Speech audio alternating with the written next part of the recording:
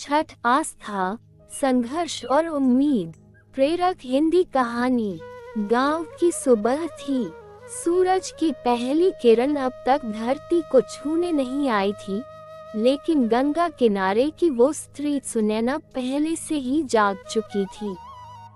हाथ में टोकरी, माथे पर सिंदूर की लकीर और दिल में एक ही संकल्प, इस बार छठ मैं पूरी श्रद्धा से करूंगी, अपने परिवार की खुशहाली के लिए।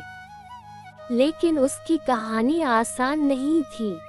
पति की नौकरी चली गई थी, घर की हालत बिगड़ चुकी थी और गांव में लोग कह रहे थे, इतनी गरीबी में छठ कर पाएगी भला।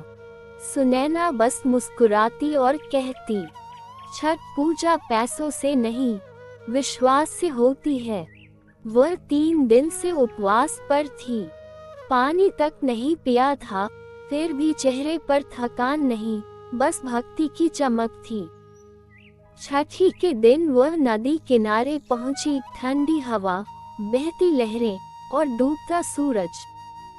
लोग घाट पर गीत गा रहे थे। ग्रेटर देन कांच ही बांस के बहन गया, बहन ले चली छठ घाट। सुनैना ने टोकरी में ठेकुआ, केला, नारियल और दीपक रखा। हाथ जोड़े, आंखें बंद की और सूर्य को नमन किया। उसकी आंखों से आंसू निकले, लेकिन होठों पर मुस्कान थी। उसने कहा, हे सूर्य देव, मुझे बस इतना बल देना कि मैं हार न मानूं। शाम का अर्घ्य समाप्त हुआ। रात में उसने वही घाट पर जागरण किया। ठंड बढ़ रही थी, मगर उसकी श्रद्धा आग जैसी प्रखर थी। सुबह जब उगता सूरज आया, लालिमा छा गई और उसके साथ सुनैना की आंखों में उम्मीद की रोशनी।